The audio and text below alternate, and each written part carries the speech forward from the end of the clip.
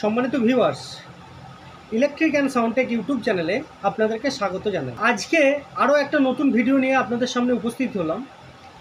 আজকের ভিডিওর বিষয় হচ্ছে স্মার্ট মিটার নিয়ে সাধারণ মানুষের কর্তব্য।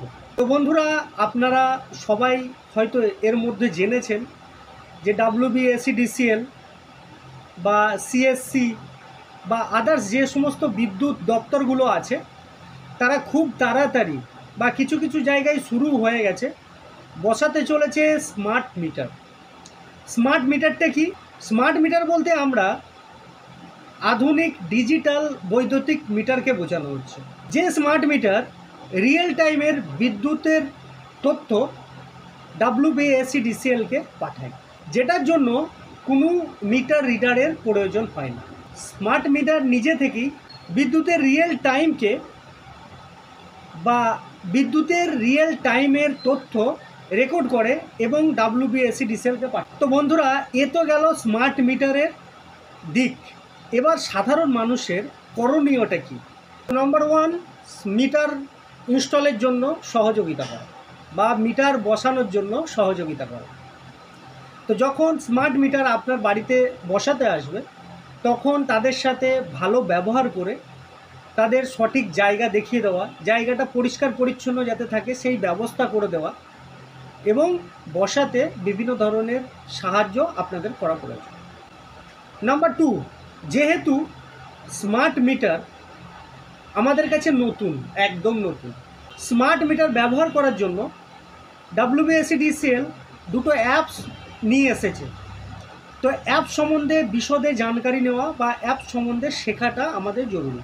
তো দ্বিতীয় নম্বর পয়েন্ট হিসাবে স্মার্ট মিটারের জন্য যে অ্যাপস আছে সেইটা শেখা আমাদের খুবই জরুরি, কারণ সেখানে আপনারা বিভিন্ন ধরনের তথ্য এই মিটারের সম্বন্ধে পাবেন বা এই মিটার রিডিংয়ের ক্ষেত্রে কি কি কন্ডিশন আছে, কোন কোন জিনিস মানে বাধ্যতামূলক, কোনটা নেই, এর ট্যারিফ কত, সব কিছু এই অ্যাপসের মধ্যে পেয়ে যাবেন।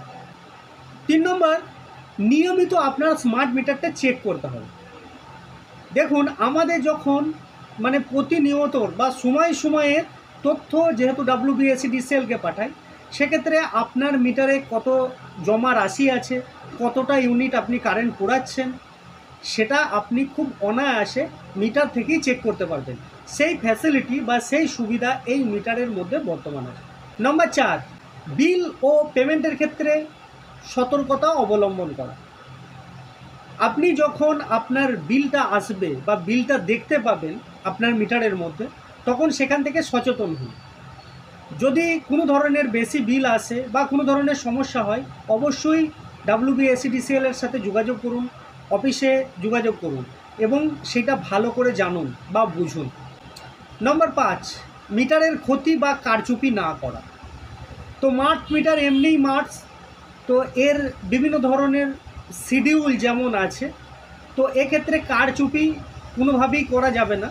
সেটা হয়তো বিদ্যুৎ ভবনের কাছে পৌঁছে যাবে। আপনি কোনো ধরনের যদি কারচুপি করেন, সেটা ধরা পড়লে আইনানুগ ব্যবস্থা আপনার সাথে নেওয়া হতে পারে। তো সেক্ষেত্রে আপনার অনেক অসুবিধার সৃষ্টি হতে পারে। নম্বর 6, লোড ম্যানেজমেন্ট করা। দেখুন, স্মার্ট মিটার যখন আমাদের বসছে, হিসাব করে আমাদের কারেন্ট ব্যবহার করতে হবে, কারণ এর একটা স্ল্যাব অনুযায়ী মিটার রিডিংটা হবে। কারণ একটা সময়ে স্তরে স্তরে এর রেট বৃদ্ধি পাবে, একটা সময় আছে সেই সময়ে রেটটা বেশি, তো সেই সময়টা আপনি কম চালিয়ে অন্য সময়টা বেশি চালান। তো সেই জন্য লোড ম্যানেজমেন্টটা করা খুবই জরুরি। তো এটাও আপনাকে চেক করতে হবে। এরপরেও স্মার্ট মিটার নিয়ে কোনো ধরনের সমস্যা যদি থাকে, WBSEDCL-এর helpline toll free help number আছে, সেটা হচ্ছে 19121। এই নম্বরে কল করে আপনি বিস্তারিত জানতে পারেন কিংবা নিকটবর্তী অফিসে গিয়েও জানতে পারেন। তো বন্ধুরা, আজকে আমরা দেখলাম স্মার্ট মিটার বসানোর জন্য বা স্মার্ট মিটারের জন্য সাধারণ মানুষের কি কি করণীয়। তো এই বিষয়গুলো ছাড়া আরও যদি অন্য কোনো বিষয় আছে বলে আপনার মনে হয়, অবশ্যই কমেন্টে জানাবেন। আর আগের দিনে কমেন্ট করেছিলেন, উনি খুব সুন্দর একটা কথা বলেছেন, তো উনাকে অসংখ্য ধন্যবাদ জানাই। কারণ উনি বলেছেন যে CSC-র বিল প্রথম মাসে যখন আমরা দিতে পারি না, তো তার জন্য লাল একটা বা হলুদ একটা বিল আসে, সেটাও না দিতে পারলে আমাদের রেড বিল আসে, মানে 3বার জানান দেওয়ার পর তারপর আমাদের লাইনটা বিচ্ছিন্ন করা হয়। তো উনি এটাই বলতে চেয়েছেন। তো স্মার্ট মিটারের ক্ষেত্রে আমাদের আগাম টাকা ভরতে হবে, এটাও একটা বড় সমস্যার কথা উনি বলেছিলেন। তো ওনাকে অসংখ্য ধন্যবাদ। আরও যাদের মনে হয় যে এই ধরনের আরও কিছু বিষয় থাকতে পারে, তো অবশ্যই আপনারাও কমেন্টে জানাবেন। তো বন্ধুরা, আজকে এই পর্যন্তই। ততক্ষণে নিজে ভালো থাকুন, অন্যকে ভালো রাখুন। নমস্কার, ধন্যবাদ।